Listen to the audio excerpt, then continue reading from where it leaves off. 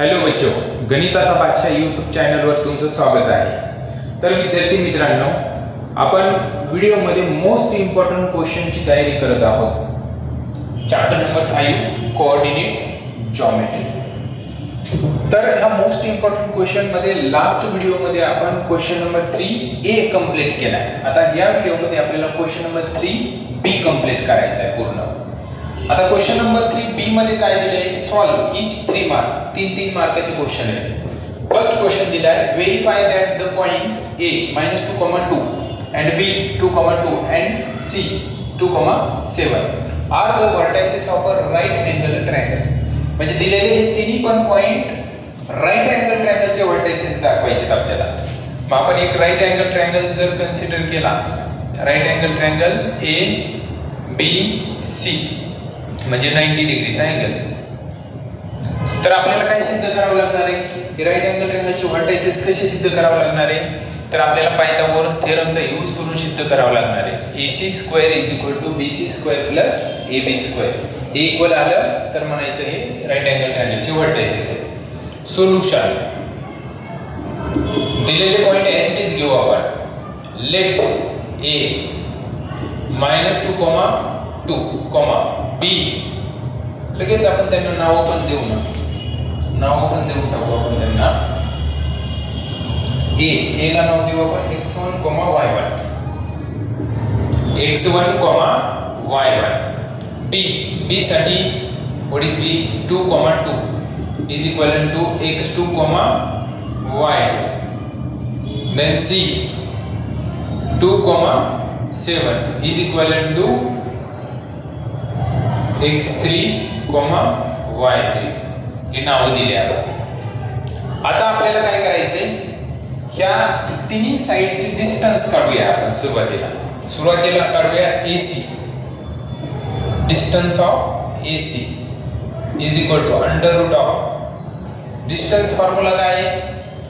x2 minus, आता AC काढायचे ना, AC काढायचे म्हणजे आपल्याला थोडा फॉर्म्युल्यामध्ये बदल करावा लागेल।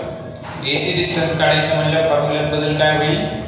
x3 - x1 whole bracket square plus y3 - y1 whole bracket square असा बदल होईल। अंडर रूट x3 काय आहे? 2 मायनस x1 -2, ते मायनस ने minus plus 2 whole bracket square plus y3 7 minus y1 काय आहे? 2 whole bracket square is equal to under root 2 + 2 4 त्याचा स्क्वेअर प्लस 7 मधून 2 जर सबट्रॅक्ट केले तर किती राहतील? 5, 6, 7 5 whole bracket square is equal to 4 square 16 5 square 25। दोन्हीची जर ऍडिशन केली तर किती येईल? अंडर रूट 7 + 11 3 आणि 4 41, अंडर रूट 41 आलं। याला इक्वेशन 1 म्हणू आपण। त्याच्यानंतर आता AC काढला, आता आपण BC काढू। BC is equal to under root, मग BC जर डिस्टन्स काढायचा असेल तर फॉर्म्युला तयार होईल x3 - x2 whole bracket square plus y3 - y2 whole bracket square is equal to square root x3 - x2 2 - 2 whole bracket square plus 7 - 2 whole bracket square is equal to square root 2 - 2 0 square 7 - 2 5 square is equal to under root of 0 square 0 5 square 25 0 + 25 25 चा square route 5। पण equation second, याला आपण second equation म्हणू। त्याच्यानंतर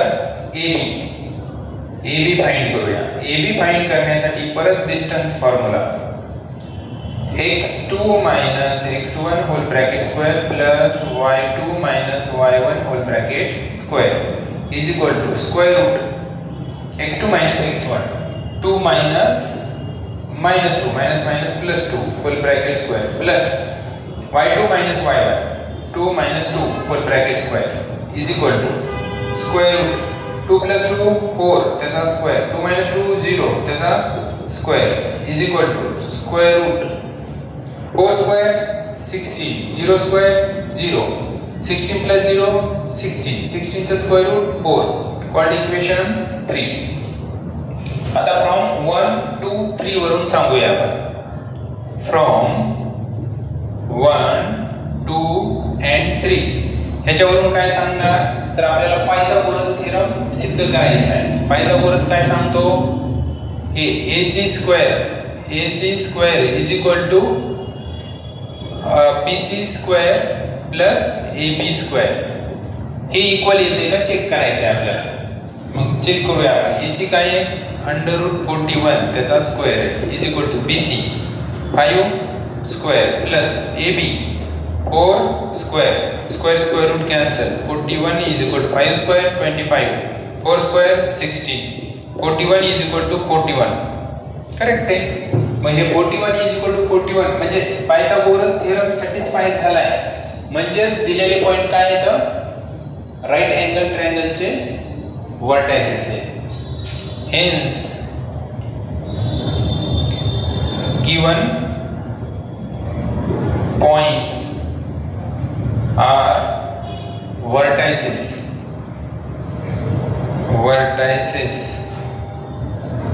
of right angle triangle दिलेली हे काय तर ट्रायंगलचे व्हर्टायसेस आहेत. सिद्ध झालं. सिंपल होता. नाउ राईट डाउन किंवा स्क्रीनशॉट घ्या. अतिशय इम्पॉर्टंट क्वेश्चन आहे.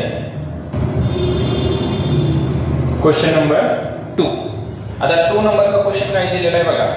Find the coordinates of centroid of the triangle whose vertices are. पहा 3 पॉइंट दिलेत. हे तिन्ही पॉइंट ट्रायंगलचे व्हर्टायसेस दिलेत आणि आपल्याला विचारलंय सेंट्रॉइडचा कोऑर्डिनेट काढा.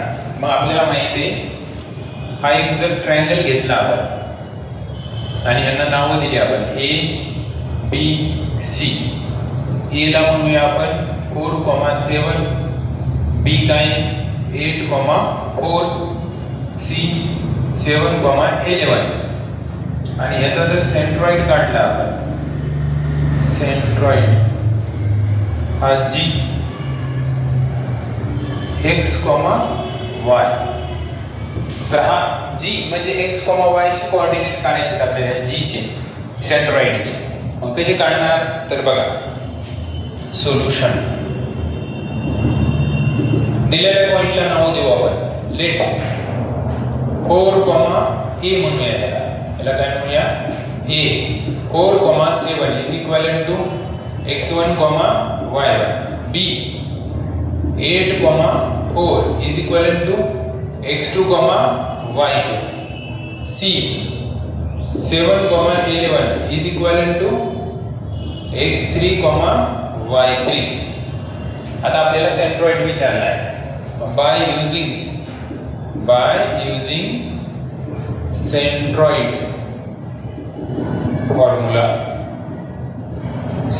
फॉर्म्युलाचा यूज करू आपण. काय centroid formula x is equal to x1 plus x2 plus x3 divided by 3, y is equal to y1 plus y2 plus y3 divided by 3.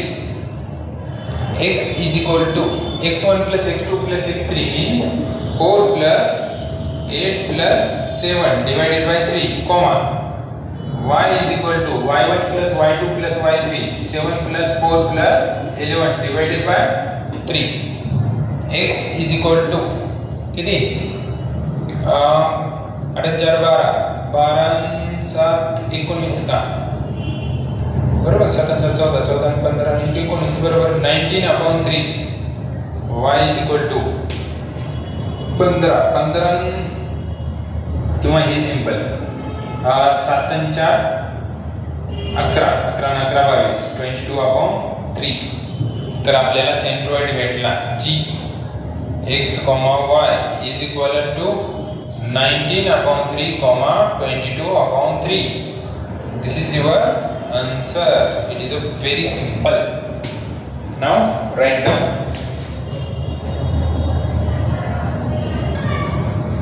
Question number 3 काय दिलाय बघा. If A 3,5 and B 7,9 find Q divide segment AB in the ratio 2:3 find the coordinates of point Q. म्हणजे काय दिलेलं आहे तर बघा solution. एक लाईन दिली, या लाईन वरचे दोन पॉइंट दिले A 3,5 आणि B दिलाय 7,9 आणि काय सांगितले point Q divide segment AB.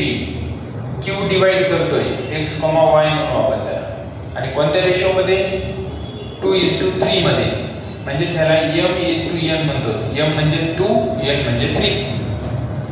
तर विचारले काय find the coordinates of point Q. Q चे कोऑर्डिनेट काढायचे.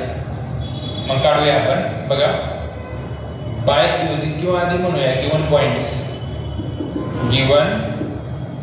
Points let A 3,5 is equivalent to x1, y1. B 7,9 is equivalent to x2, y2. आता ह्याच्यामध्ये AB सेगमेंटला Q डिवाइड करतोय कोणत्या रेशो मध्ये. रेशो देऊ आपण ratio m:n is equal to 2:3. आता आपल्याला Q चे कोऑर्डिनेट काढायचे. मग सेक्शन फॉर्म्युला यूज करावा लागेल. बाय सेक्शन फॉर्म्युला काय असतो section formula. x is equal to mx2 plus nx1 divided by m plus n, y is equal to m आता इथं y2 plus ny1 divided by m plus n. मग x is equal to m च्या जागेवर m काय 2 x2 काय 7 plus n means 3 x1 काय 3 divided by 2 plus 3 y is equal to m means 2 y2 काय 9 plus n means 3 y1 5 divided by m plus n means 2 plus 3. आता याला सिंप्लिफाय करू आपण बघा. x is equal to 7 2 14 3 3 9 2 plus 3 5. y is equal to 9 2 18 5 3 15 2 3 5. x is equal to addition किती 14 9 एक टाकला तर किती 20 23 divided by 5 y is equal to 18 किती 18 ला 1 संपला 16 32 आणि 33 33/5 बरोबर ना. 8 आणि 5 13 13 चे 3 कॅरी 11 बरोबर. तर आपल्याला कोऑर्डिनेट भेटले Q चे. Q x, y is equivalent to 23/5 33/5 हे भेटले कोऑर्डिनेट कशाचे Q चे. अतिशय महत्त्वाचे क्वेश्चन आहेत त्याच्यामुळे व्हिडिओ पूर्ण शेवटपर्यंत बघा. काही तुम्हाला येणाऱ्या बोर्डाच्या 10वीच्या एक्झाम मध्ये अतिशय फायद्याचे क्वेश्चन आहेत हे. Question number 4 determine whether the points are collinear A B C. आता दिलेले 3 पॉइंट आपल्याला चेक करायचे हे कोलिनियर आहेत का. सिंपल क्वेश्चन 3 मार्काचा आहे. परत बघा late A 1,-3 is equal to x1, y1. B 2,-5 is equal to x2, y2. C -4,7 is equal to x3, y3. आता काय करायचं आपल्याला हे कोलिनियर चेक करायचे. कोलिनियर म्हणजे एकाच लाईनवर आहेत तिन्ही बी असं आपल्याला सिद्ध करायचं आहे. मग त्याच्यासाठी आधी स्लोप ऑफ AB काढावा लागेल. Slope of line AB formula काय स्लोप काढण्यासाठी y2 minus y1 divided by x2 minus x1 is equal to y2 minus 5 minus y1 काय आहे पुन्हा minus 3 a minus and a minus plus 3 divided by x2 minus x3 minus 4 minus 2 is equal to 3 मधनं 5 subtract केली तर minus 2 minus 4 minus 2 minus 6 minus minus plus बेग 3 6 म्हणजे 1/3 हा भेटला slope line AB चा याला 1 म्हणू आपण त्याच्यानंतर BC चा स्लोप काढू स्लोप ऑफ लाइन BC मग BC साठी फॉर्म्युला काय तयार होईल y3 minus y2 divided by x3 minus x2 is equal to y3 minus y2 7 minus plus 5 divided by x3 minus x2 minus 4 minus 2 7 plus 5 12 divided by minus 4 minus 2 minus 6 minus it is side दोन्ही 12 minus 2 याला equation 2 म्हणू आपण from 1 and 2 from 1 and 2 ह्याच्यावरून काय सांगता येईल आपल्याला बघा दोन्ही सारखे आलेत का नाही सारखे नाही म्हणजे हे कोलिनियर नाही मग इथं काय म्हणू आपण from 1 and 2 slope of line AB not equal to slope of line BC equal नाही तर काय म्हणणार आपण given points are not collinear चल सिंपल जर हे सारखे आले असते हे स्लोप दोन्हीचे तर आपण कोलिनियर म्हटलं असतं राईट ना तर question number 5 show that points P, Q, R are collinear परत मागचा जसा क्वेश्चन आहे तसाच हा क्वेश्चन आहे परत आपल्याला तिन्ही पॉइंट काय दाखवायचे कोलिनियर दाखवायचे म्हणजे काय करावं लागणार slope of PQ is equal to slope of QR equal आलं तर कोलिनियर जर इक्वल नाही आलं तर नॉट कोलिनियर बघूया इक्वल येतात का तर solution given points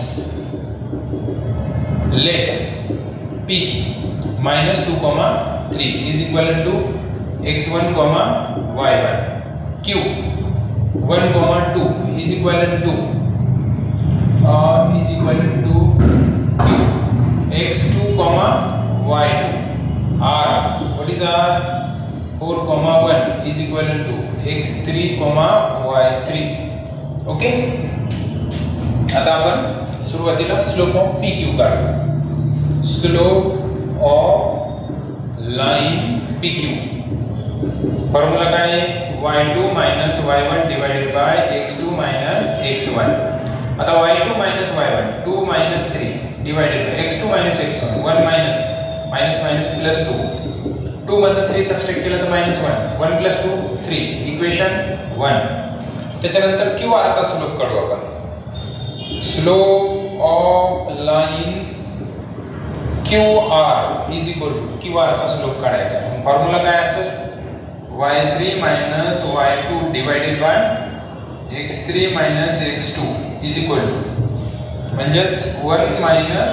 2 divided by 4 minus 1 is equal to 1 minus 2 minus 1 4 minus 1 3 याला इक्वेशन 2 म्हणा आणि बघा 1 आणि 2 सारखेत का सारखे हे सारखेत म्हणजे दिलेले पॉइंट काय आहेत कोलिनियर आहेत फक्त लिहिताना असं द्यायचं फ्रॉम 1 and 2 याच्यावरून काय लिहिणार slope of line PQ is equal to slope of line QR हे दोन्ही इक्वल आहेत हे दोन्ही इक्वल असल्यामुळे काय म्हणणार आपण गिवन पॉइंट्स आर कोलिनियर